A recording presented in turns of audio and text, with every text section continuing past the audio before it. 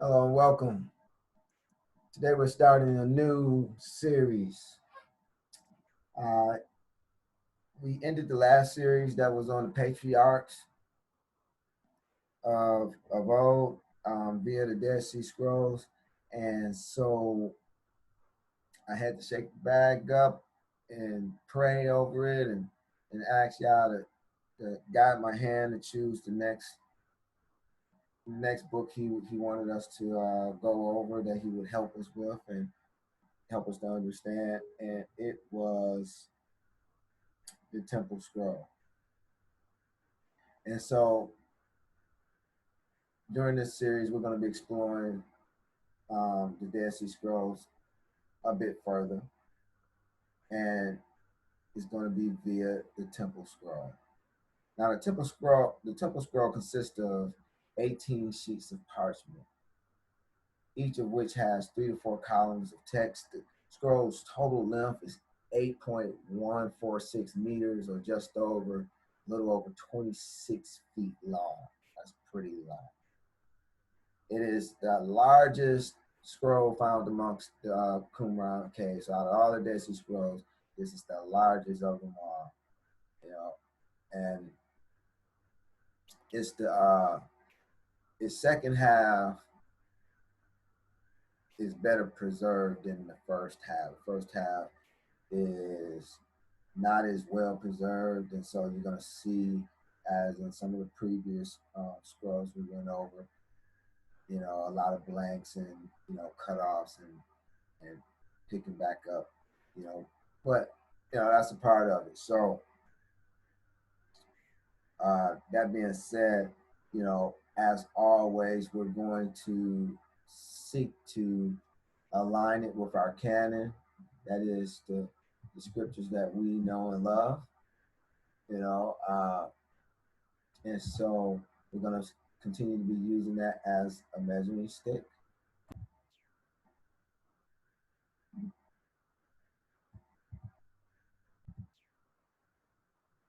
All right, let's jump into our study for today. So the Temple Scroll. This is it was it was found in Qumran. It's known as 11Q19 because it was found in Cave 11. You know, in Qumran. Now, I guess column one is missing, so we pick up from column two, and I should say that like the first 15, 16 columns are kind of broken up and sketchy, but uh, as we progress, the scroll is much better preserved, and so we get nice full lengths of text. So even though we might be, it might be a little bumpy starting off, just hanging there, and it's gonna get better. All right. So that said, we're gonna jump right in with column two. It says, "For what I shall do shall be dreadful." And it cuts off, pick back up. Behold, I convict before you the Amorites, the Canaanites, the Hittites, the Girgashites, the Perizzites, the Hivites, and the Jebusites. Beware of making a covenant with the occupants of the country towards whom you are going, so that they will not be a trap in your midst. Instead, you shall overturn their altars, wreck their stale, fell their consecrated trees, and burn the effigies of their gods with fire. So considering that we are called to be fathered from above. Okay, say you're fathered from above, and so you have this new creature within you of Messiah, right? You know, you father from above, and you have this new creature. This new creature inherits a type of land. It's called this flesh body, because this flesh body is made from the dust of the earth, i.e., land. Okay, and so we see this is why Psalm 66 and Psalm 100 say, "Make a joyful noise, all ye lands." Okay, so what I want you to, to gather here is that this can be applied to each and every one of us individually. And we all have a type of Amorites, Canaanites, and all these other ites, within the land, and those ites in the land are enemies towards Elohim. And so us being fathered from above, new creatures in Messiah in this land, we come into it, you know, with a bunch of enemies already dwelling there. And Yah will evict them enemies from out the land, you know, for us if we do what we're supposed to do. Okay, and so that's what I want you to have in mind as, you know, we go through this, you know, considering, you know, he's speaking about going into the land and having to evict all the enemies. Okay, Exodus 34:10-14 says, and this is just to show that it does align with our canon, you know. So Exodus 34:10-14 shows our measuring stick, saying, and he said, behold, I make a covenant before all the people. I will do marvels such as have not been done in all the earth, nor in any nation. And all the people among which thou art shall see the work of Yahuwah, for it is a terrible thing that I will do with thee. Observe thou that which I command thee this day. Behold, I drive out before thee the Amorite, and the Canaanite, and the Hittite, and the Perizzite, and the Hivite, and the Jebusite. Take heed to thyself, lest thou make a covenant with the inhabitants of the land whither thou goest, lest it be a snare in the midst of thee. But ye shall destroy their altars, break their images, and cut down their groves. For thou shalt worship no other God, for Yahuwah, whose name is jealous, is a jealous Elohim. So we are to understand that, you know, Yah was bring us into this promised land. But in doing so, we're not to make any covenant with the inhabitants of the land. So, you know, you have ites that's within your flesh.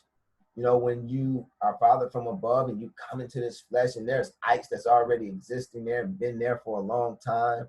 And here it is, you know, you go to war with them, you're supposed to evict them. You're not supposed to make a covenant with them. You know, so here it is, you know, there's a part of some ites in the land who likes to smoke in the land. You know, they like to smoke cigarettes or something else that's detrimental towards the land, that's damaging to the land. And so you have to fight them, and Yah will give you victory over them. But when he gives you victory, you have to stamp them all the way out, you know, and it will be a fight. You know, that's why it's a war. It is a war. And within wars, you have to fight. And so I want this to be understood, because it's not going to always be that Yah is going to fight the battle for you. When we go through scripture, yeah, we see Yah truly did fight some battles, you know, for Israel. But we see many battles Israel had to get suited and booted, put on their armor, and they had to go out and fight. Now, of course, Yah promised to give them the victory, and they usually received the victory, you know, but that doesn't negate the fact that they had to fight. And for some things, you're going to have to fight for, okay? And so we have to make sure we don't make any covenants. And so what does that look like now today? You know, we're going to use the same analogy of someone trying to overcome smoking, you know, and here it is, they make a covenant with the item that's causing the smoking. You say, okay, well, I'm only going to smoke on Tuesdays and Thursdays, or you're only allowed to smoke on Tuesdays and Thursdays. No, don't make no covenant with the item. You have to overcome the item.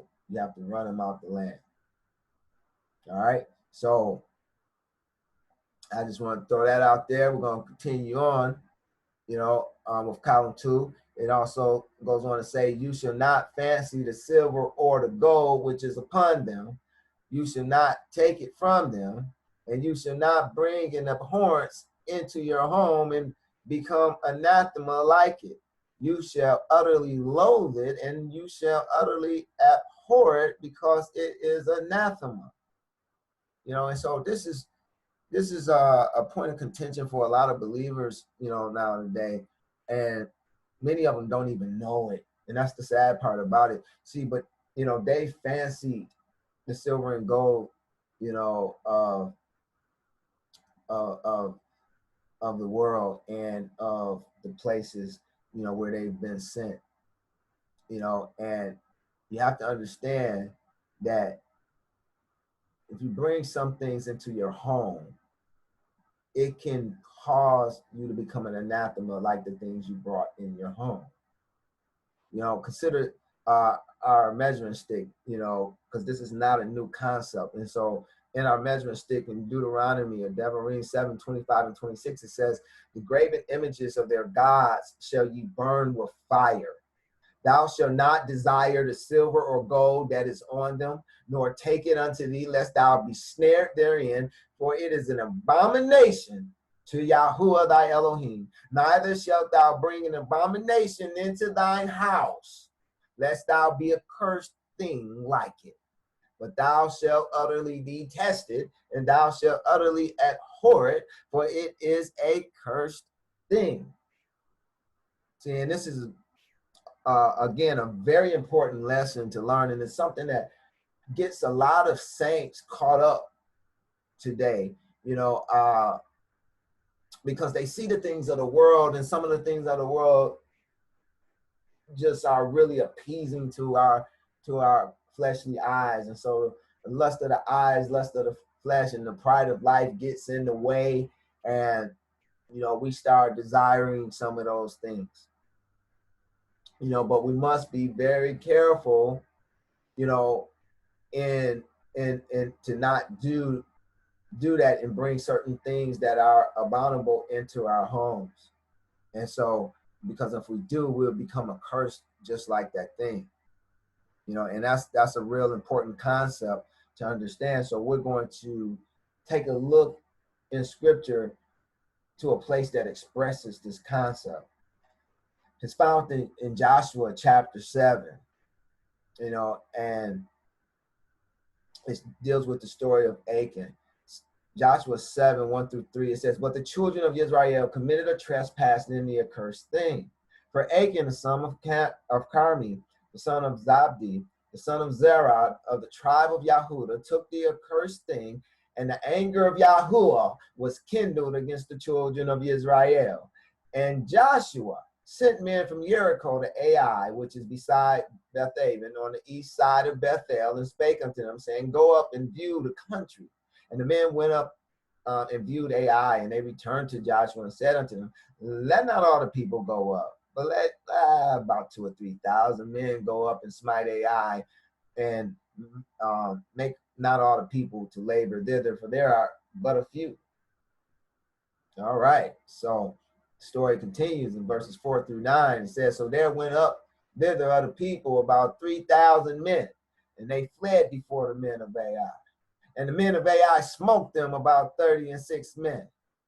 And they chased them from before the gate even unto Shavarim, and smote them in the going down, wherefore the hearts of the people melted and became as water. And Joshua rent his clothes and fell to the earth upon his face before the ark of Yahuwah until the evening tide, he and the elders of Israel, and put dust upon their heads. And Joshua said, alas, O Adonai Yahuwah, wherefore hast thou it all brought this people over Jordan to deliver us into the hand of the Amorites to destroy us?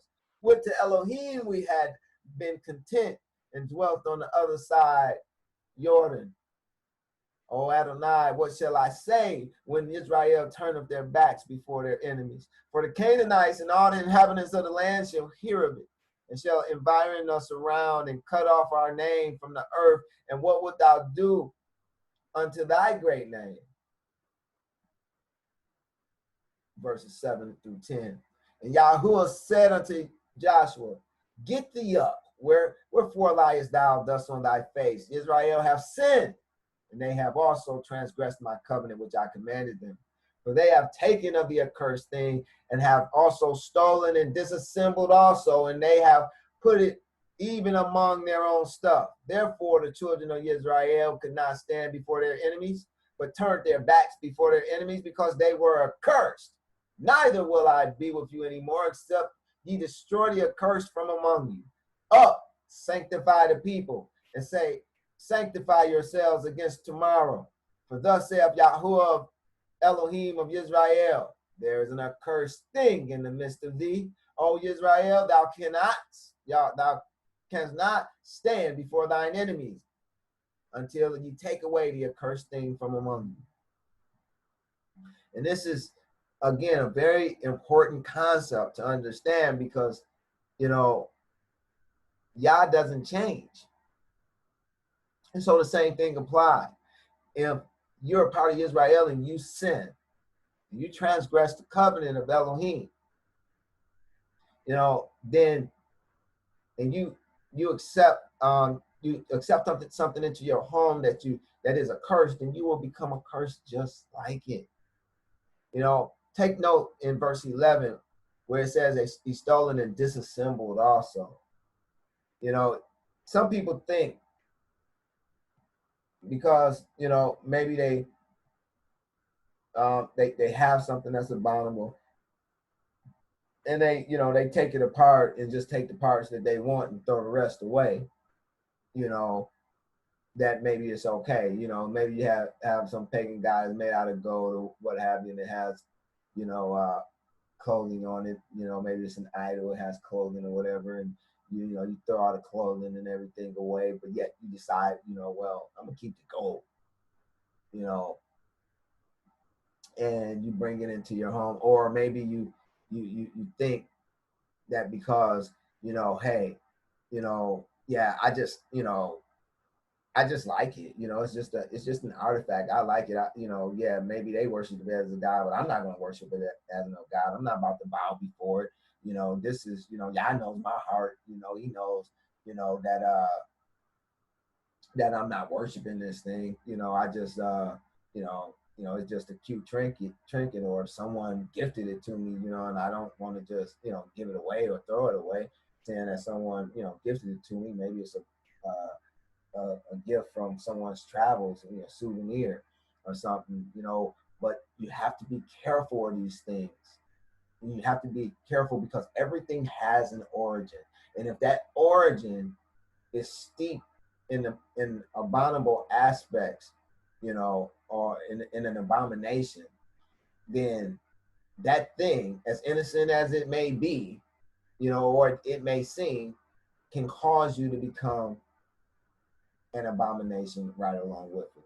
Can cause your house to become an abomination, you know, and cause your house to become accursed, and everyone in it to become cursed or subject to that curse. Very, very important spiritual concept being taught here. You know, so, you know, I pray that you get this thing, you know, because, you know, it's a lot of people who just bring in all kind of stuff into their homes and don't take these things into account, you know, and they find that, you know, their whole lives get turned upside down, and all this stuff that they may attribute to bad luck begin to take place when it's really when it's really a curse, when it's really a curse on their lives, you know, because of, you know, something they brought into their homes that was abominable, that caused them to become an abomination right along with it. Very, very, very important spiritual concept. You know, I pray that you all can see this and that you get it, you know, because, you know, there's a lot of people suffering today because of this, you know, and some of them even know better that, you know, that the thing is abominable, and they just don't want to get rid of it because, you know, they like it or it's expensive or what have you, you know, for whatever reason. But know for a certainty that it can cause an abomination to come upon your household, and upon your house, you know, will be seen as a curse of Yah. And that's not what you want. So let's see what happens in our story of Achan. You know, so Joshua said, "Up, sanctify the people," and Yah is telling Joshua to say, "Sanctify the people," and say, "Sanctify yourselves against tomorrow. For thus saith Yahuwah Elohim Israel, there is an accursed thing in your midst." See, and sometimes in order to find this accursed thing, you have to do just that: sanctify yourself. You know, how do you sanctify yourself? You sanctify yourself with the word. You know, the same way the Ruach HaKodesh sanctifies us. Yochanan 17:17, sanctify them with thy truth, thy word is truth. You know, so we utilize the word to sanctify ourselves. And if we have anything that goes against the word within our homes, we should get rid of it. Period. No matter how innocent it may look or seem, or you know, or how your heart isn't to worship it, or any of that crap. If it goes against the word, then it needs to go. All right. So if we jump down to Joshua 7:20 and 21, we find out what where the culprit lied. You know, it says, and Achan answered Joshua and said, indeed, I have sinned against Yahweh Elohim of Israel, and thus I done. And when I saw the spoils of a goodly Babylonian garment, and 200 shekels of silver, and a wedge of gold of 50 shekels weight, then I coveted them and took them, and behold, they are hid in the earth in the midst of my tent, and the silver under it. You know, so here it is. He brought some gold and silver, but it was from an accursed place. You know, and so it was accursed, and it caused his place to be an accursed, to become accursed, and his place caused all of Israel to become accursed. So I pray you can see how that works. You know, that's a lot of cursing going on because someone coveting something that, you know, Yah said was taboo. You know, and seeing that Yah doesn't change, and Yahushua is the same yesterday, today, and forever, we can count on this happening in our lives even today when we do likewise, when we bring things into our homes that are cursed. You know, and so you have to really be careful, especially with foreign artifacts, you know, stuff from other countries, you know, and, you know, you just really have to be careful, you know, because, you know, you know, the marketplace is so big in this day and time, you know, because we have, you know, the world has become a smaller place. We have access to so many different parts of the world, and so many artifacts that come from different places of the world. And you may take something in not even knowing that, you know, it is an abomination, you know, so you just have to be really careful on that, you know. All right, continuing on with column 2, it says, and you shall not bow down in front of another God, for your Elohim is a jealous Elohim. Continues on to say, take care not to make a covenant with the occupants of the land.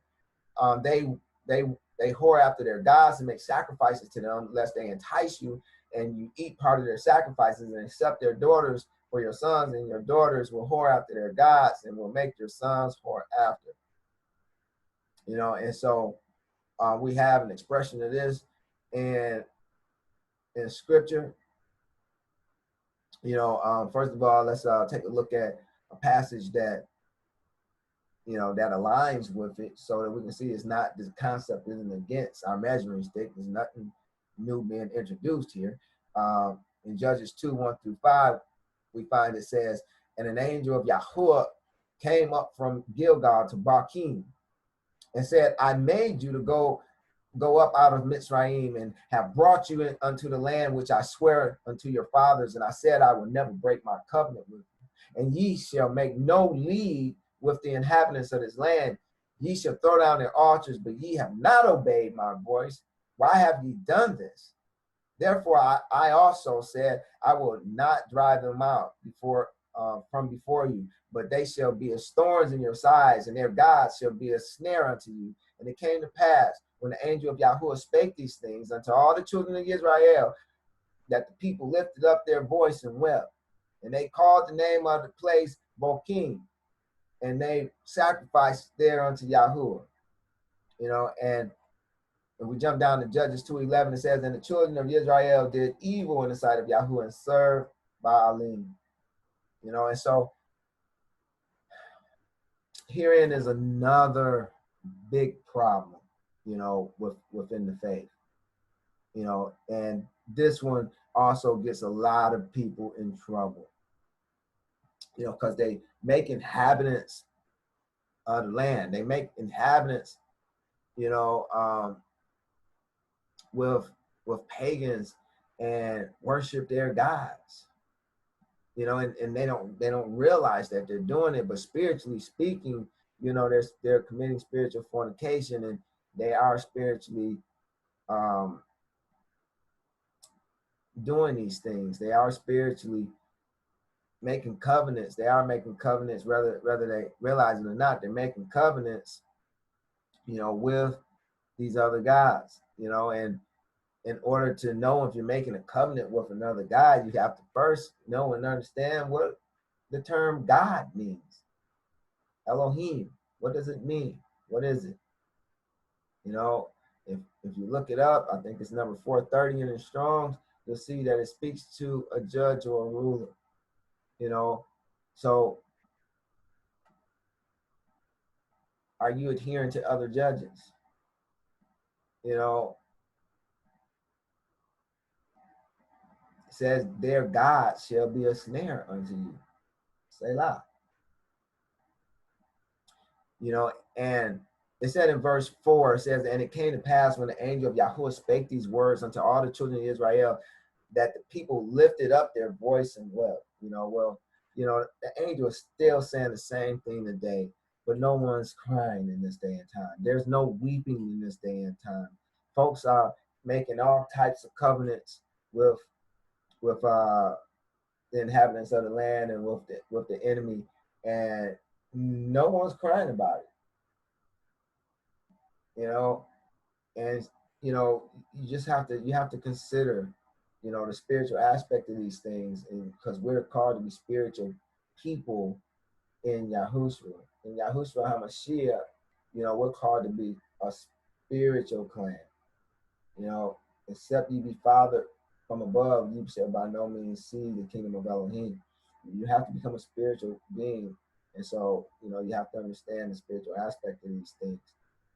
You know, so I'm gonna just say Selah on that, okay?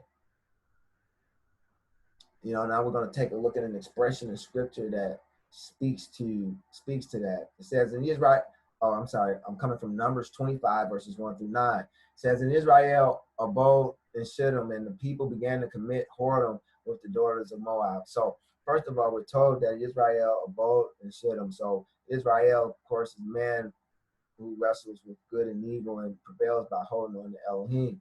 Okay?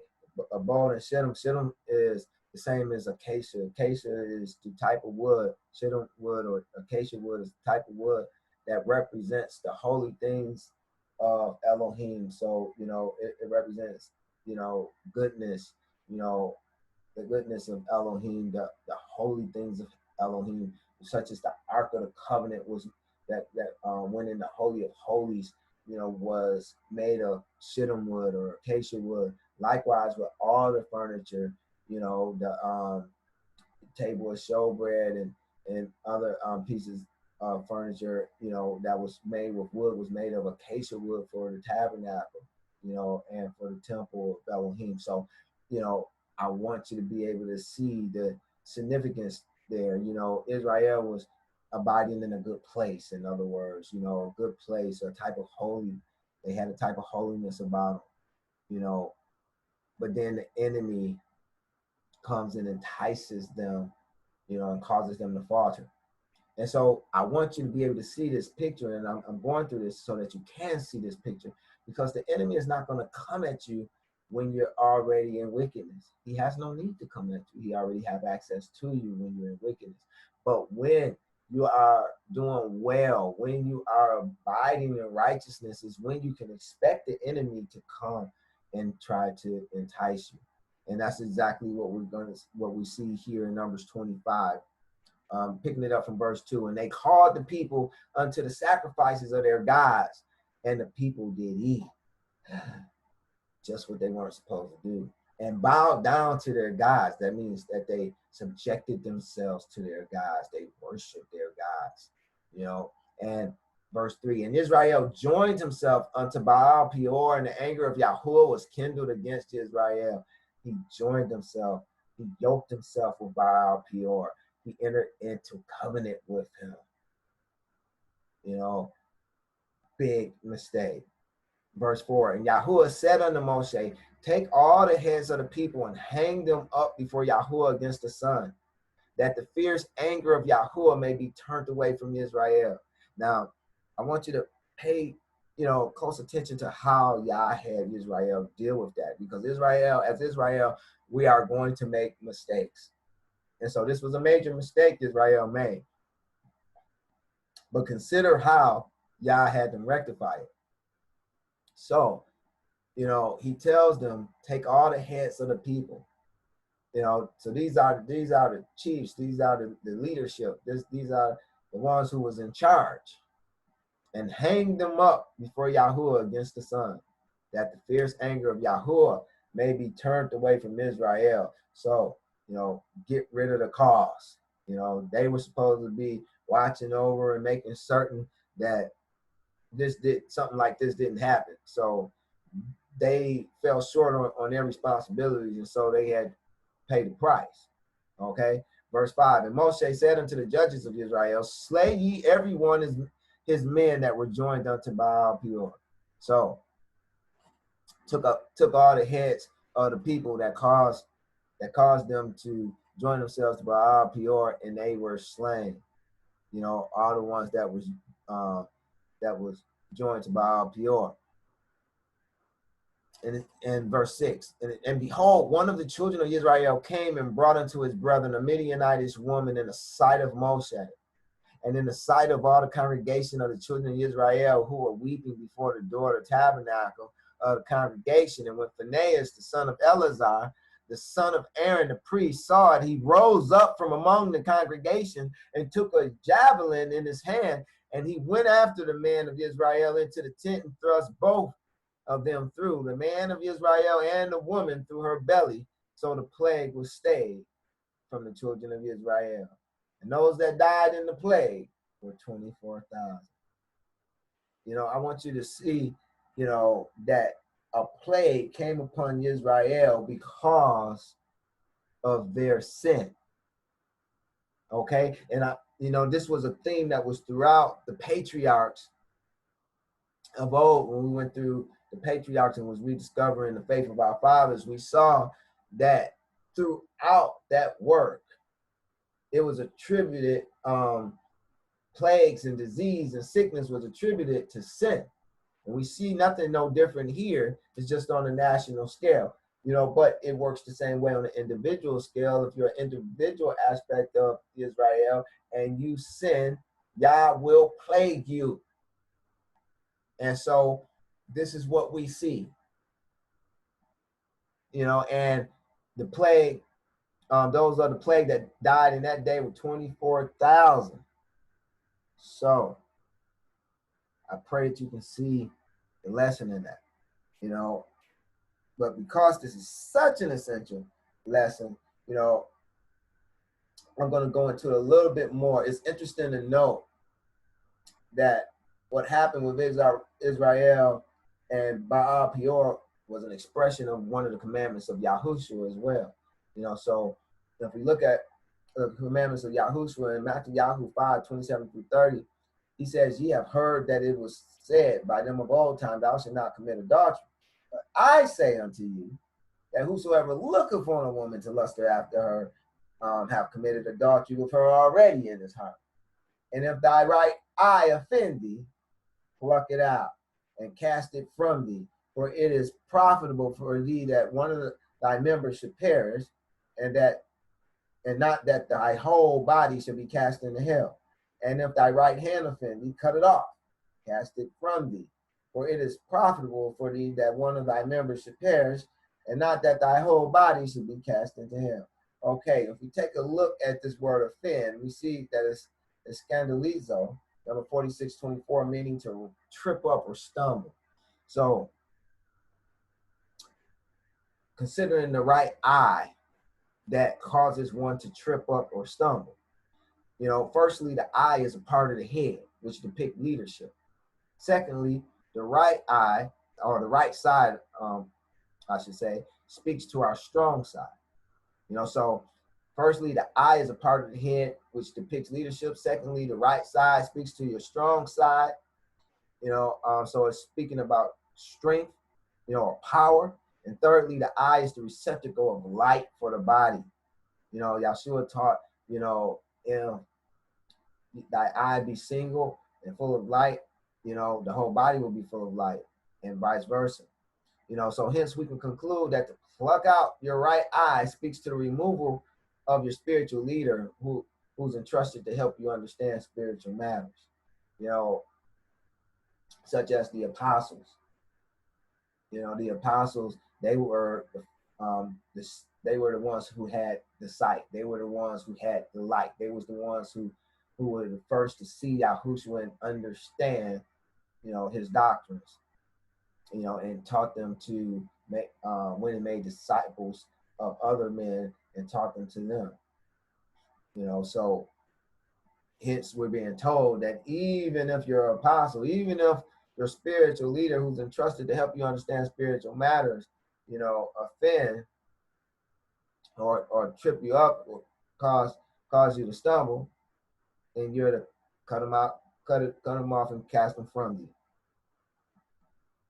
And when it comes to the hand is utilized to do works, and the right side speak to your strong side again. Hence, to cut off your right hand is to cut off your strong works, or the works of Elohim. At least the works of Elohim that has the power of Elohim. Because the hand is attached to the arm, and the arm represents the power of Elohim. So which also speaks to Ruach HaKodesh. So, even now, you're doing these wonderful works, such as healings and, with laying on of hands and different things, what we're being told is even if you have one such as that, and they keep causing the body to stumble or trip up, then you cut it off and cast it from you. All right. So now we're going to get into column 3. Now, the next several columns are kind of choppy, and incomplete, so we're just going to read through them, so that you're familiar with them, but it's not much to make sense of, but we'll read through them, like I say, so that you can have a knowledge of it. So column 3 says, is broken off. It picks up which end, breaks off, pick back up. Violet and purple breaks off. All your enemies breaks off. A house to set my name upon it. All breaks off. In it, silver and gold from all countries breaks off. And you shall not desecrate it, but from the breaks off, back up. Bronze and iron, hewn stones in order to build. So it seems as though it's speaking about, a house. It's kind of, we can gather that it's speaking to a house being built, a temple of Elohim, to that Yah might set his name upon it. He continues on and says, and all the vessels they shall make of pure gold. It breaks off, pick back up. The cover which is on the top of it of pure gold breaks off. The altar of the fragrant incense and the table breaks off, picks back up. You shall not move from the temple. Its salve breaks off, pick back up, and the sprinkling bowls will be of pure gold, and its burners breaks off, pick back up, with which fire is brought inside, and the candelabrum and its vessels shall be of pure gold. And the whole altar for the burnt offering they shall make of pure bronze, and the grill which is on top of it, and the wash basin and its framework should be of bronze, polished as a mirror, to see the face of pure bronze. And then breaks off. Then we have column 4, as those jutting out towards, breaks off. The house forward breaks off. Wide breaks off. And tile pavement between the breaks off. The 6 tile pavement breaks off. The width and the height of the breaks off. The breaks off. Cubits. And you shall build the entrance hall, breaks off.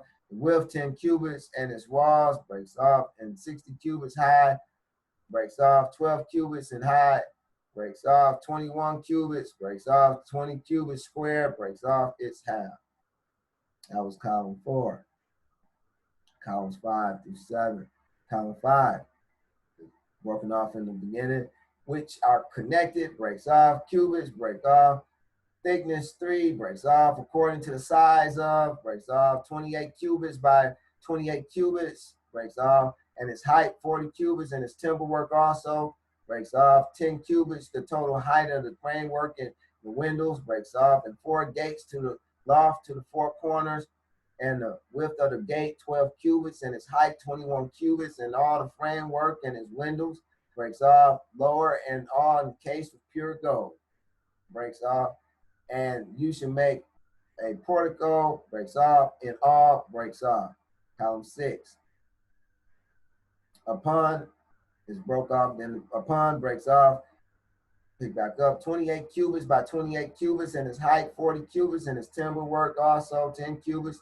Total height of the framework and the windows, breaks off, and 4 doors to the loft of the 4 corners, and the width of the gate 12 cubits, and its height 21 cubits, and all the framework and the windows, lower and all, and that's column 6.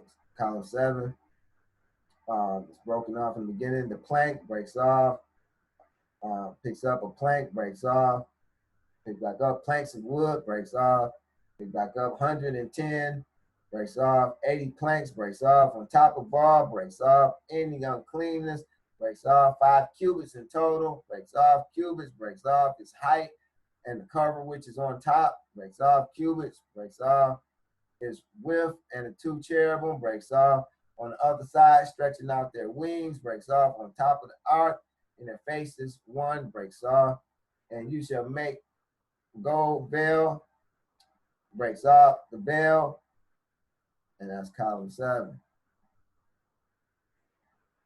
Column 8, columns 8 through 10, beginning with column 8, is broken off, picks up opposite the ark of the, breaks off, 7 rings, breaks off, columns, breaks off, its width and a cubit, breaks off, and you should make, breaks off, cakes 2, breaks off, on the top of the 2 rows, breaks off, and this incense over the bread will be as a reminder above the altar of incense. On your removing the bread, you shall place frankincense on it, not, breaks off, picks back up, eternal for their generations. And this bread will be, breaks off, they shall come, breaks off.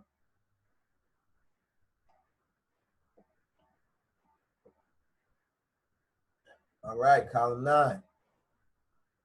It's broken off, picks up with its bulbs and its flowers, breaks off from its 2 sides, breaks off from the 1, 3, breaks off, and its flowers, breaks off, 2, breaks off, 3, breaks off, all the shaft, breaks off, and from the others, 3, breaks off, its, breaks off, and its snuffers and all the talents, breaks off, and they shall light all its lamps, and you shall give, breaks off, and the priests, sons of Aaron, shall prepare, breaks off, always eternal statutes for their generations. Column 10 starts off broken off, picks up a column, breaks off, as memorial, breaks off, of the gate shall be, breaks off, and you shall make them above the gate on the high, a protruding plank, scarlet, and breaks off, and on the top of that, columns, breaks off of red, purple, and the capitals of, breaks off, to which there is, breaks off, purple and scarlet, breaks off, and on the top of, breaks off, of stone in the center of the, breaks off. Columns 11 through 13 starts off broken off on the Sabbath, and at the beginnings of, breaks off, and on the feast of the unleavened bread, and on the day when the sheaf of ears is waved, breaks off, on the feast of the first fruits for the offering of the wheat, breaks off, and on the festival of the new oil, and on 6 days, breaks off, and on the feast of tents, and on the assembly of, breaks off, the interior court, breaks off. Column 12 is broken off in the beginning. Gold, breaks off, and the 4 breaks off, and its dimensions will be, breaks off, corner and cubit, breaks off, all of it built of stones, break off. You shall make all the walls of the altar, breaks off, and its horns and its corners, breaks off, and an altar of copper you shall make for me, breaks off, its horns, breaks off, and you shall make columns 4, breaks off, cubits, and breaks off the altar. Column 13, so that, breaks off, and 10, breaks off, you shall make, breaks off, and its doors, breaks off, one to the right and one to the left, breaks off, covered, breaks off, two to the door, breaks off, and the door, and and the wall breaks off, the blood for the people, yearly lambs without blemish, 2 breaks off a tenth of the finest flour mixed with the lambs, and for the goat, breaks off for Yahuwah and its libation of wine of a quarter of a hin, breaks off 1 cake, breaks off of the burnt offering, which is on the 6 days, like morning offering, breaks off. Do not eat, breaks off. And on the days of Sabbath, you shall offer 2, breaks off. Column 14. It starts off broken off. There's 1, breaks off, and an offering of the finest flour mixed, breaks off. Half a hin with a third of a hin, breaks off. A tenth of an offering, breaks off. Of a hin for the one lamb, breaks off. A fragrance which appeases Yahuwah at the beginnings of your months, for the months of the year, and on the first month of the year you should do no menial work, breaks off. Only it will be done for you, breaks off. 1 ram, yearly lambs without blemish, 7, breaks off. For the sin offering, except the burnt offering of the month, breaks off. Mixed with half a hin of oil and wine for the libation, tenths of finest flour for the mixed offering, breaks off. For the libation, a third of a hin for the 1 ram, breaks off. A tenth, breaks off. Offering mixed with a 4th hin, oil, breaks off. The 1 breaks off. Lambs, and for the he-goat, breaks off. All right, column 15. And they shall offer on the altar every day 1 young bullock, 1 ram, 7 yearly lambs, and a he-goat for a sin offering, and their offering and their libation according to this regulation, and for the consecration of 1 ram for all, and each day in baskets of bread for all each ram. And they shall apportion all the rams and the baskets for the 7 days of the consecration for every day. According to the priestly divisions, they shall offer to Yahuwah a burnt offering of a ram, and the fat which covers the entrails, and the 2 kidneys of the fat that is upon them, and the fat that is upon the loins, and the tail near its backbone, and the appendage of the liver, and its offering and its libation according to the regulation of 1 unleavened loaf from the basket, and 1 loaf of oil bread, and 1 wafer, and they shall place it upon the fat with the leg of the wave offering, the right leg in the wave offering before Yahuwah. It is a burnt offering, a fire sacrifice of fragrance, appeasing before Yahuwah, and they shall offer it on the altar with the burnt offering as a consecration for themselves 7 days. And when the highest priest stands up to serve as priest before Yahuwah, he shall consecrate himself by adorning the vestments in succession to his fathers, and he shall offer 2 bullocks, 1 for all the people and 1 for the priest. And he shall offer the 1 for the priest first, and the elders of the priest shall lay their hands. Column 16. On its head, and after them, the high priest and all the priests. Then they shall slaughter the bullock before Yahuwah, and the elders of the priests shall take from the blood of the bullock and put with their fingers on the horns of the altar some of the blood. They shall pour around on the 4 corners of the enclosure of the altar. Breaks off, pick back up, and they shall put some of the blood on the thumb. Breaks off, right, and they shall sprinkle some of the blood and some of the oil upon it and upon their garments. Holy shall be for Yahuwah all his days. He shall not defile himself, for he is holy, for Yahuwah is Elohim, and he will bring upon the altar, and he will burn the fat of the first bullock, all the fat which there is upon the entrails, and the lobe of the liver, and the 2 kidneys, and the fat there is upon them, and the fat which is upon the loins, and his offerings and his libation according to the regulation, and he shall burn it upon the altar. It is a burnt offering, a fire sacrifice of fragrance, which appeases Yahuwah. And the flesh of the bullock they shall burn, and its hide and its offal outside the city temple, breaks off in a place set aside for the sin offerings. There they shall burn it from the head to the feet with all its entrails. They shall burn everything there except its fat. It is a priestly sin offering, and he will take a second bullock, the one which is for the people, and he will atone with it for all the people of the assembly, which is the blood, which is with his blood and with his fat. And he did with as he did with the first bullock, and he will do with the bullock of the assembly. With his finger he will smear with his blood the horns of the altar, and he will sprinkle his blood over the four corners of the enclosure of the altar, and his fat and his offering and his libation he will burn on the altar. It is a sin offering for the assembly. And that's all I have for you today. I pray it was a blessing. May Yahuwah bless thee and keep thee. May Yahuwah lift up his face upon thee and be gracious unto thee. May Yahuwah lift up his countenance upon thee and give thee peace. May he put his name upon you. And if he does, you will be blessed. Hallelujah. Well, till next time. Shalom.